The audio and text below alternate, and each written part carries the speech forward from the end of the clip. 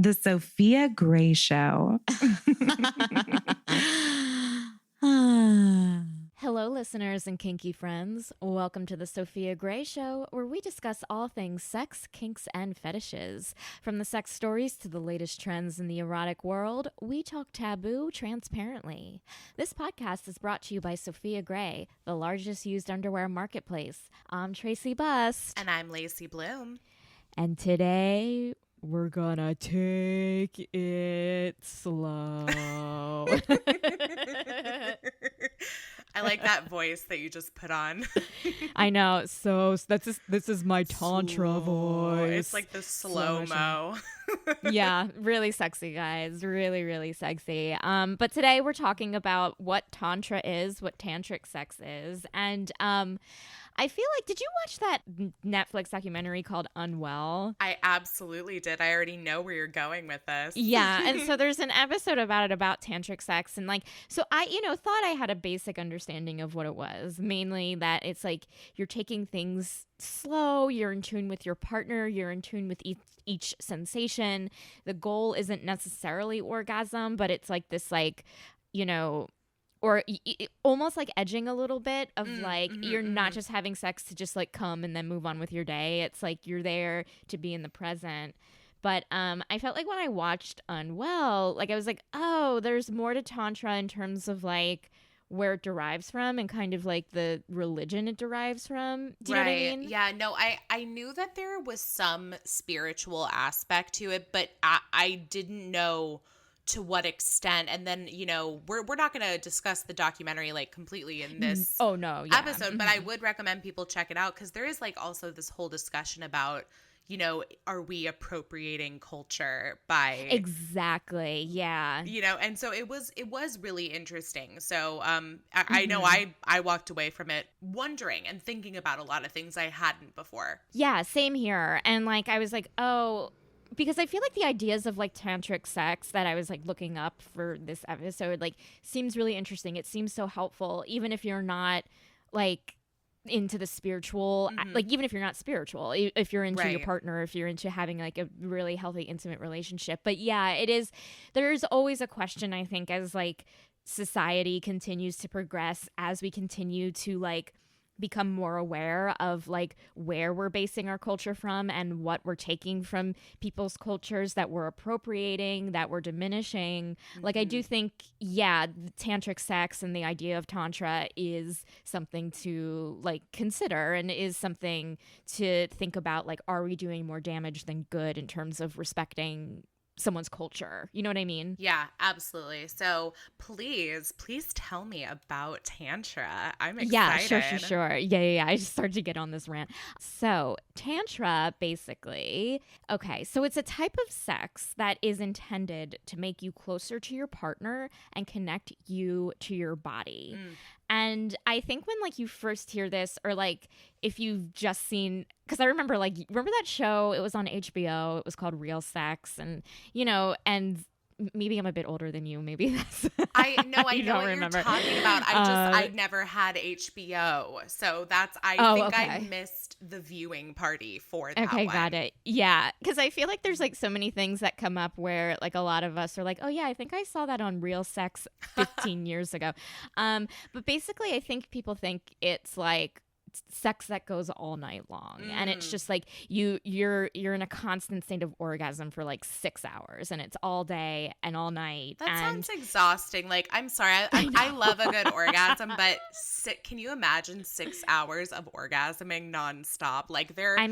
There's an episode of Grey's Anatomy where somebody that comes into the hospital, her medical issue is that she has spontaneous orgasms. Yeah, that is a real thing. It's hypertonic or hypoactive arousal disorder, which is an entirely different thing. And it's sad and hard. Well, not sad, but I think it's hard for people. But yeah, it is. It's definitely being in a constant state of orgasm is not a good thing. Yeah. That's, what a couple's fine, a few. Oh, sure. I love a good multi-orgasm, but yeah, all day, all night long. So basically, Tantra isn't just the orgasm. The idea of Tantra, there is it is a lot of like, it's about connection to your partner. It's about connection to your own body, as we said. So this usually, so like aspects of Tantra are kissing and cuddling and gazing into each other's eyes, and even meditation is a huge aspect to it, because Tantra, it's a Sanskrit word which means to weave. So ideally, the people who practice this means that you're like weaving your own sexual energies together to have like a deeper connection. And this is such a, blanket description of like what it means from like an ancient Indian tradition, but it means Buddhists believe and have believed that you can reach like enlightenment through tantric sex. I knew I loved Buddhists. Like Buddhists, I am not a religious person, but I feel like if I was, I'd be a Buddhist. Totally. Yeah, it's interesting because I feel like a lot of people that I know who are like, oh, I'm not religious, I'm spiritual, and like they kind of gravitate towards some of like the teachings of Buddhism, and so it's like, oh yeah, I get it. But like I feel like in terms of Tantra itself, it's about changing your mindset around sex, and it's about using sex to have it be something that is healing, that is empowering, that's spiritual, and also connects you. Which, yes, all of this sounds so vague, and it's like, yeah, it can be all of those things already, but it's also like, it's less erotic, and it's more about intimacy. Am I making sense? Yeah, no, yeah, absolutely. And I feel like that's how sex should be. I mean, well, but then again, I don't want to tell people how and, how to have the sex that they should be having, quote unquote, because, right. I mean, I totally understand how something like this might sound on the more boring side to somebody who's really into rough sex, kinky sex.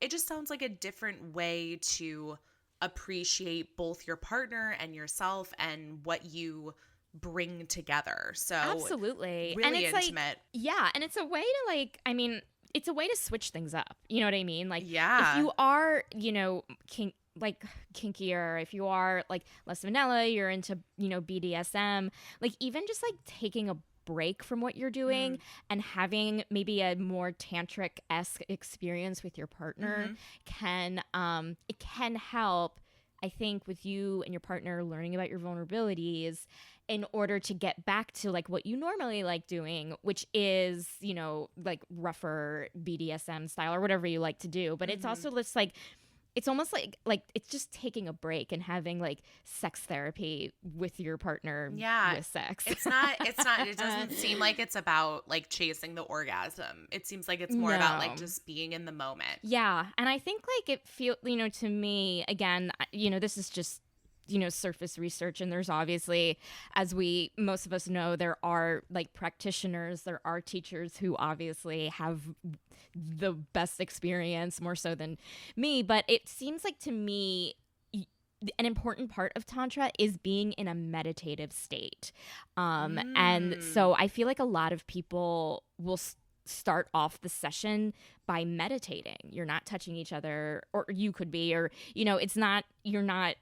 it's not foreplay, it's meditation. It's getting in the moment. It's getting like your body to be relaxed, because like that's another principle, is that you have to remain relaxed. And I think the idea is that like you shouldn't be thinking about chasing the orgasm. Right. You know what I mean? Right. Meaning, because sometimes I feel like when you do, for me, and I think a lot of other people, like your body tenses up because you're just trying to get there, and you're like, come on, body, come, Yeah, and it becomes more frustrating too sometimes. Oh, like you lose sight of like the pleasure factor.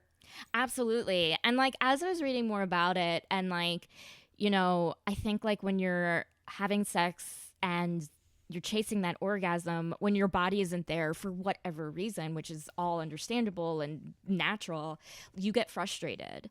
And I think that like with Tantra, I think what's so healing about this in so many respects is that since it's not about the chase, you're avoiding that frustration if you're not coming when you want to be coming, if you're not coming at all. It's not about the chase. And like I was like reading more about this, and for us, when we're having sex and like we see whether we're getting close to orgasm or not close to orgasm, we see it as ups and downs. And the ups are like yes, and the downs are like what the fuck is wrong with me? You know, well, at least for me, that's really bad. But like with tantra, it's like crests and like peaks and valleys, where it's like more like it's almost like you're on a hike a little bit, and it's like sometimes it's downhill and sometimes it's uphill, and this is all about the experience. And it's like sometimes, you know what I mean, like I feel like you're viewing these ups and downs in a more positive light, in the sense of, you know, this is part of the process, and this is part of the experience, and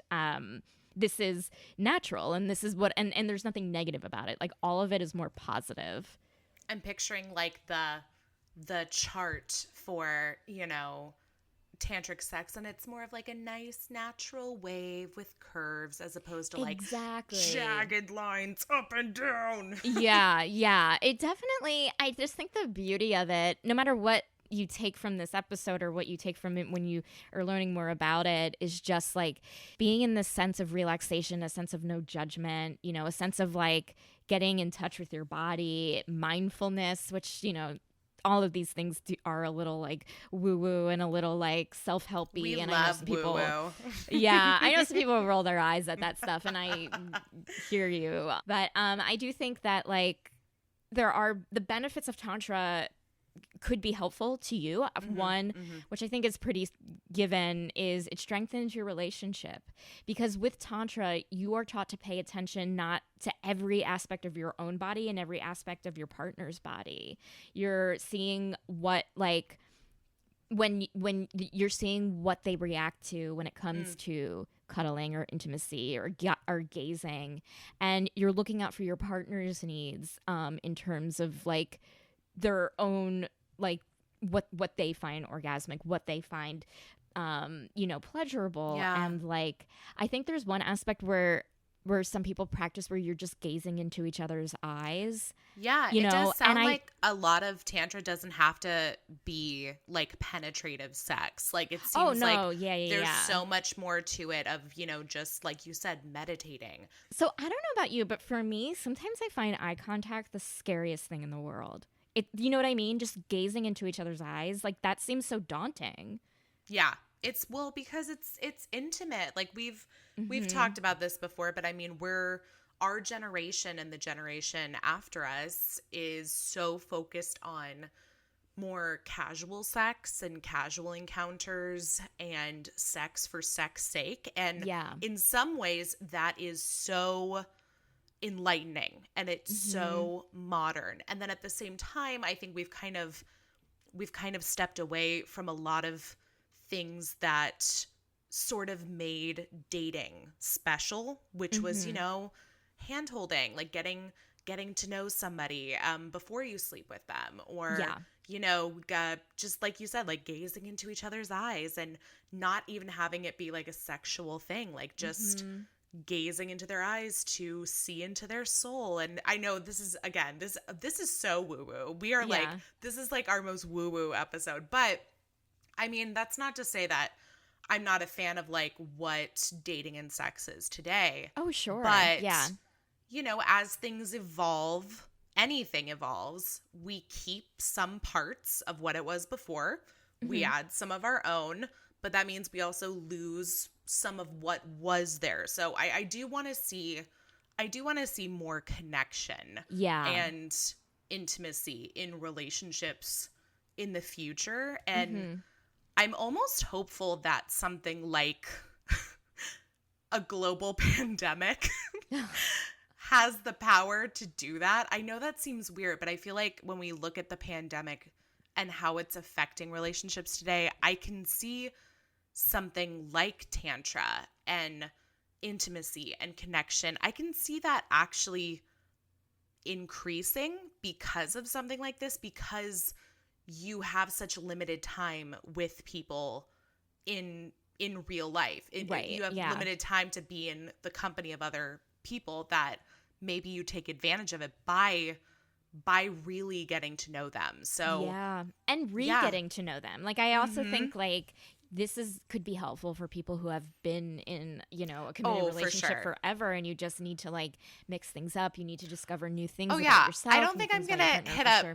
I don't think I'm gonna hit up somebody on Tinder and be like, "Hey, you want to come over for like a 8-hour tantric sex?" I would need to think about it because there is something cool about it. But then, of course, like I just feel like the trust needs to be there. You know what I mean? Yeah, like this is all about trust, and it's like, well, for your first time.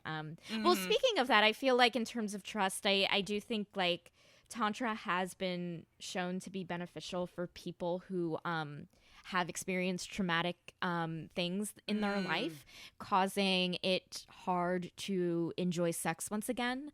And, you know, I think that like trauma survivors need to do whatever they need to do to help them cope. But Tantra has been shown to be a really good mechanism to help people get back in their bodies again, because it is so gentle, it is so calm, and it just the spiritual nature of it, because it is about this mind-body connection, can be helpful. And in the documentary Unwell, you do see a person who has found benefit through Tantra in terms of not, I don't want to say like getting past, but in terms of healing. Yeah, absolutely. Yeah, in fact, I want to say that was a few people. There were some people with sexual trauma. There were some people with I want to say there was a veteran with like PTSD. Like, I mean, it is interesting, and obviously it's not a cure all. This isn't going to be the cure all for anybody's trauma, but it does seem like a good possibility. Absolutely. And in terms of like how people experience sex differently with Tantra, people say that the orgasms they experience aren't like the like orgasms they would normally experience, meaning the orgasms last longer, they feel more body. People with penises report that they're able to come without ejaculating, and women with, or you know, people with vaginas experience more orgasms more often. And honestly, I see that happening. For me, like, I've tried like tantric exercises with myself, and I certainly, you know, obviously I'm not like this keen practitioner, but like I do feel there's something about it that's a little edge play-esque for it, which absolutely. I like a lot. And so once you get to that orgasm after like edging yourself, it really is this whole body thing. And I find that is especially helpful for me right now, in terms of just like being quarantined, being alone, having dating be hard, having physical intimacy be harder, just like mixing it up even with myself is nice. And luckily this Tantra can lead to longer sex sessions. So, and honestly can last a long time. Like some people might exaggerate, but you could have a 3-hour long Tantra session, and it's like nice. You know what I mean? Like it is just like, just adds a different date night element to it. It gives you an activity on a Saturday. Like it's something that like I'm a very go person. Like I live my life by a schedule. I get impatient and bored very easily. So it's something that I've never experienced, but with the right person, I would love to experience, because I think it would be great for myself to also just kind of like take a break, sit down, let's do this. Yeah, because I think with like the calmness, with the time element to it, with the lack of pressure, you can discover new things about your body. Right. And this is what interests me, is that you can also, because you're so in tune with like being relaxed, being in a meditative state, paying attention to your partner, it can help you like stop you from thinking about yourself in terms of like, oh my God, they're looking at me and I have like my stomach isn't flat. Oh, yeah. Like they're looking at like, oh my God, it's my stretch marks. Are they looking at my stretch marks? Is like my, you know, double chin weird? You know what I mean? Right. Like it's like you're not, to be able to like give your mind a break from being concerned about those things during sex. I think like could be so helpful. It like trains your brain, it trains your body. And even if you're not going to practice Tantra for like ever again after a certain experience, like just having that changed mindset, I think could go a long way. Yeah, I agree. Mm-hmm. And so, okay. So we talked about like what an orgasm feels like during Tantra. And so here are some of the things that like people have said in terms of orgasms. There is a phrase which I hadn't learned about called implosive orgasms. So there's explosive orgasms, which is kind of like I think what we most feel is that there's this like it builds and builds and builds inside of you, and then there's this quick release and then this explosion, and then you're kind of done and you go to sleep or you need to rest for a while or whatever. Or your guy just starts snoring and you're like, okay, good Lord. Then with an implosive orgasm, again, this is kind of heady and like a little spiritual, but you're channeling that energy instead of getting rid of it. And so I think with like implosive orgasm, it gives you you take that energy and you let it build, and it takes longer to build, and you let it like expand gradually. And I think like for people, they describe it as giving them another like state of consciousness.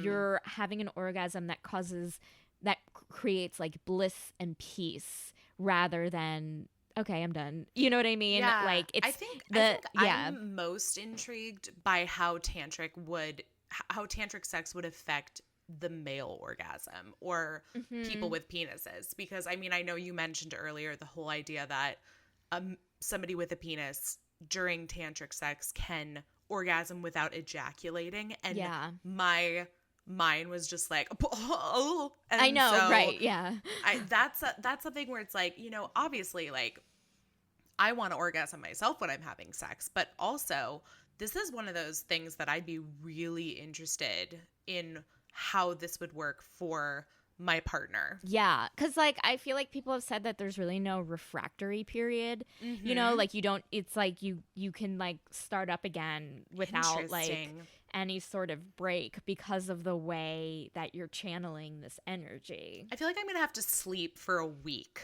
after I have tantric sex. Yeah, and it's like I know I'm like getting like tired thinking about it. It's funny because like this to me is like kind of out there, but like people have said that like there are things such as like non-sexual orgasms. Like in Tantra, an orgasm is a release of energy, right? And so some other types of orgasms can like come from like sneezing or yawning or even giving birth. Like those are releases of energy. So like by default, that can be an orgasm. That to me, you know, I think everyone can have their own opinion and do this. I think my woo-woo level has like gone through the roof at this point. Yeah. So I think like any sort of introduction to a different thing in the bedroom, bringing up Tantra to your partner kind of falls under the same category of just like communicating, respecting how they feel, don't push it, but maybe taking things like step by step. This really is about communicating when you want to start. I also recommend like seeing a sex therapist or someone who does like work with like a teacher or a practitioner or someone who could probably help you with that. Maybe the two of you and your partners can go and talk about it, you know, in terms of like how to introduce it to your sex life. Well, and hell, I mean, with something like this that is so deep rooted in, you know, in a culture. I mean, like we said, we watched the Unwell documentary about it. We're here recording a podcast about it. This is something that would be, I think, a subject that you could easily bring up with your partner by saying, oh, you know, I happened to watch this thing on Netflix, or, oh, I read this article about tantric sex. I listened to this podcast where these two lovely ladies who talk about, you know, kinks and fetishes talked about tantric sex. Yeah, and maybe see if your partner's interested in watching, reading, listening. You guys can do it together and then discuss it afterwards. Like, I think, like, it's not something you want to be like, okay, we're having tantric sex now. Like, I feel like it is something you kind of need to ease into just because it's so spiritual. And to me, like, and it's again, confusing. yeah, it feels to me so much more vulnerable than being restrained. I don't know what it is. Right. But just being in the present to me, I guess, as a person and giving eye contact and not being self-conscious of your naked body, you know, like, I feel like to me that is like so much more intimidating. You know what I mean? We live off of distractions nowadays. Yeah. Like, I feel like I'm going to bring this up, and I feel like Netflix should be sponsoring this episode when I do. But yeah, sure. I watched another documentary on Netflix earlier this week about social media. Oh, me too. The Social Dilemma. Yes, and I watched it too. Yeah. I found that really interesting because it basically just reaffirmed a lot of things we already talk about, which is that we're so glued to our phones and so caught up in having to keep track of how many likes we're getting on our pictures, or did this person respond to my messages, that it almost feels like you're naked when you don't have your phone attached to your hand. Right. That it kind of reminds me of that, in the sense that, you know, we're so used to like having something to fixate on, or multiple things, because I know I'm one of those people where I'll have the TV on in the background. I'll be on my computer. I'll have my phone next to me. I'll have my tablet on the other side of me. And when you take all of that away and it's just you and your partner looking directly into each other's eyes, you might feel vulnerable. You might feel silly. You might feel like you're doing something wrong. Like, are we doing this tantric thing correctly? So I mean, that's okay. That's okay. Yeah, I think this is all about trying and not being judgmental. And, you know, I would imagine it kind of being patient with yourself. And I would imagine this taking a while, at least for me, to kind of get in the groove for me. Yeah. And it's going to feel awkward at first, but keep trying, you know, if it's something you want to do and accomplish. I think it's all about setting the scene too. Like, how do we set the scene? Absolutely. So I think just here's some tips that I found to help you prepare. The first is making sure, like, checking the environment and making sure, like, wherever you're doing it, whether it's your bedroom or wherever, you want it to be like cozy and warm, and making when you enter the room, using elements that calm you, whether it's like mood lighting or candles, or, you know, scented candles, pillows, blankets, like anything you need to just like preset everything to have it, you know, including like if you use any accessories or toys, having it close by, being ready, being prepared. Okay. As we mentioned earlier, meditating is key.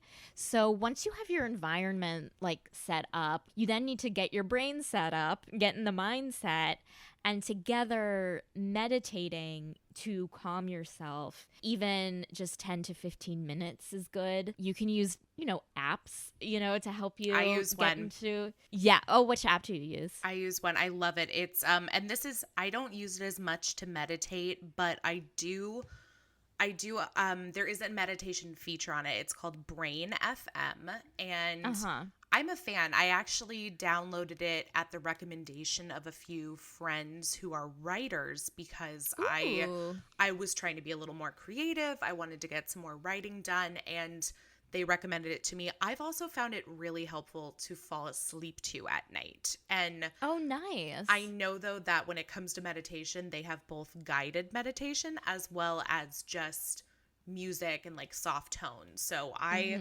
am a fan, but I know that there are also a ton of other meditation apps out there. Sure. Yeah. Another thing you can do is yoga, if you find that like calming or putting you in a meditative state.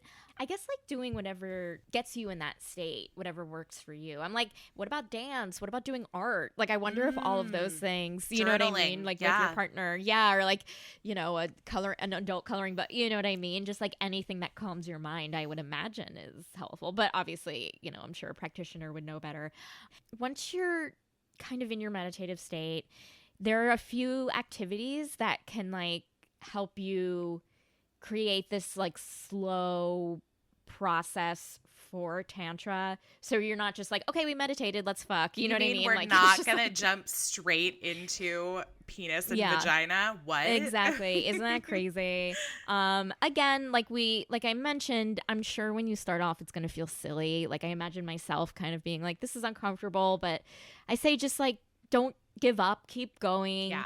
One, which we're talking about is eye contact, looking at your partner's eyes for an extended period of time. This is referred to as soul gazing. Yeah, it is. Yeah. So, and people find things that come up when you're gazing into each other's eyes.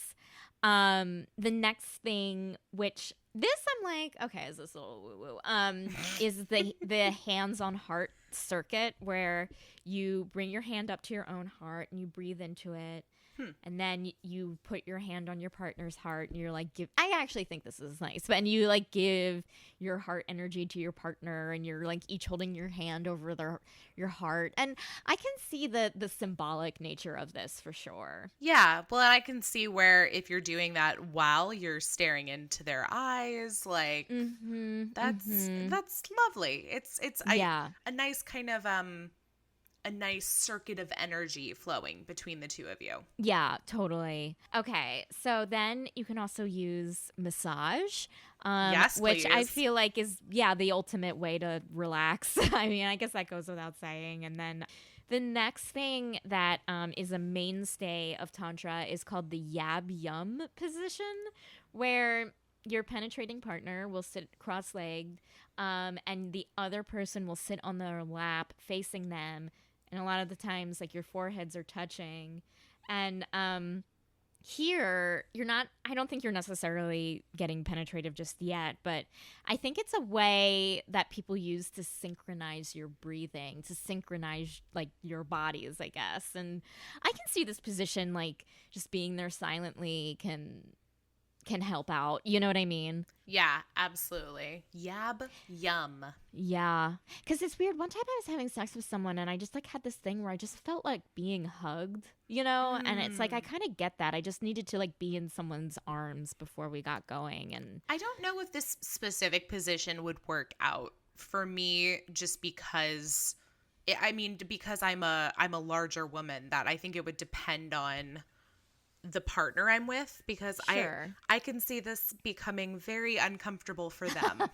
Oh yeah, and I find it like uncomfortable for me. You know what I mean? Right. Like, I wonder if there's like different positions and different maneuvers that you can do to have the same feeling, whether it is just like holding hands or just putting your foreheads together but not sitting on someone's lap. Like, you know what I mean? Like I imagine that there's like other things that could like suffice as in terms of like getting your breathing in sync, getting your bodies in sync. Right. It's a great idea though. I do like it. Yeah. And then it's recommended that before you get to penetrative sex, you just do a ton of foreplay. Yeah. Which I think is so important. Thank you. And taking it slow, just starting with kissing. Like no groping, no kissing all around the body, just kissing and like really allowing you to appreciate how that feels. Love And then slowly getting, deeper into your foreplay, whether it's nipple play, oral, striptease, like whatever you do in terms of foreplay, but just easing yourself into it as opposed to just, ravishing someone like right away. Yeah, I like this a lot. I like this a lot. And we've talked about how much we love foreplay on this podcast, and how foreplay doesn't even necessarily have to lead to penetrative sex. Like foreplay can just be the main event. There's nothing wrong with that. No, I can not see at all. where with this specific act with Tantra, if you feel like you're getting closer to orgasm when it comes to foreplay, to slow down. Yeah. To just again, it's all about the edging aspect of it too. Yeah, totally. And then another aspect is cuddling and holding each other, which is like you can face each other or spoon. And I was talking to someone one time who does practice Tantra, and they were talking about how they enjoy spooning because they believe in chakras, and it's like your chakras line up, and they find that to be very spiritual. and nights. And I'm like, cool. Like if that works for you, I think that's great. Yeah, absolutely. Mm-hmm. And then we move on to the main event. The main event. So once you build to the moment, however long it takes. Once 4 hours have passed and you've decided that it's time for some penetration. Yeah. But this is so crazy is that even with penetration, like Tantra wants you to take it slow. So this is crazy. So it's like something like for every 30 strokes you do during a normal sexual experience, opt for 3. Just 3. Which is wild. wild. I would freak out. I mean, I would try it for sure. I think this would be the one that would like be the hardest for me. It's just like but I think if you've built up to this and this is like where it's all leading, like you would hopefully already be in a mindset of like zen and calm and everything slowed down. Like absolutely. of course if like we just said like, hey, let's just do 3 strokes instead of 30, like out of nowhere. Yeah. That would feel so wrong. But I know. Yeah. Oh man. Yeah, it is interesting though to think about it that way. Totally. So next I guess like what is it like to incorporate kink into Tantra? And, we mentioned that like, I think Tantra is a way to feel vulnerable and in terms of like being submissive, it kind of allows yourself to like communicate with your dom in terms of what makes you vulnerable, what are the issues and fears that you have, and then having that communication can allow you to like better work out with your dom to figure out like what works for you. You can both build intimacy, and I think it's this great way to just like take a break and get in touch with your body, get in touch with what you like and get in touch with what you don't like. And like I think that builds like such great communication for a sub and a dom.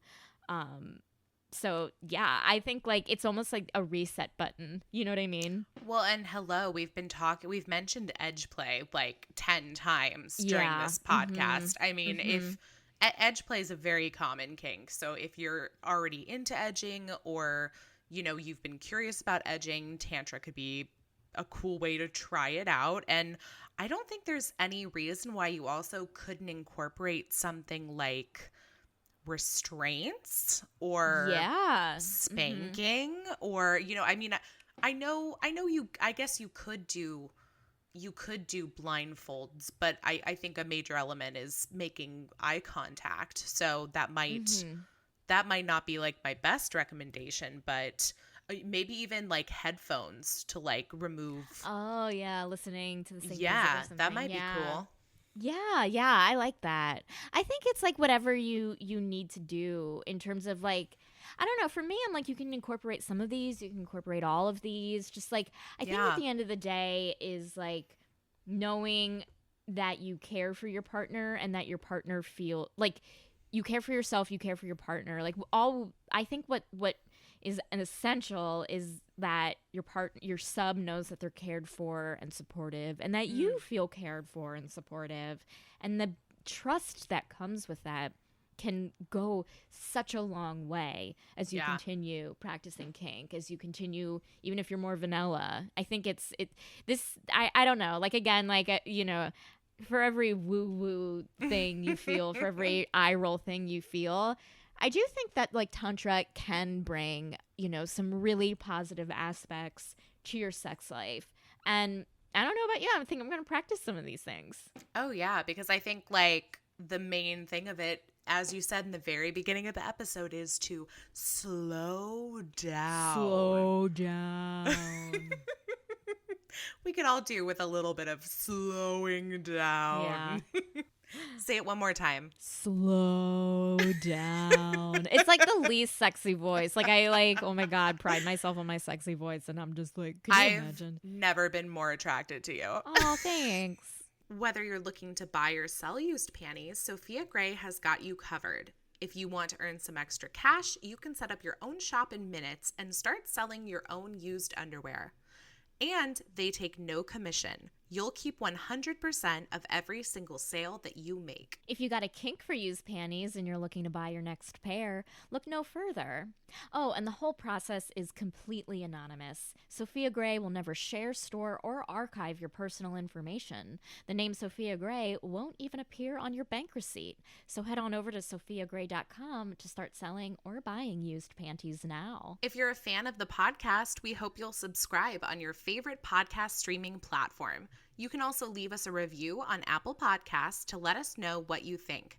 And while you're at it, feel free to share your feedback or questions by sending us an email to podcast@sofiagray.com. Until next time, I'm Lacey Bloom. And I'm Tracey Bust. And we're here to say, let them be kinky. There's no kink shaming here.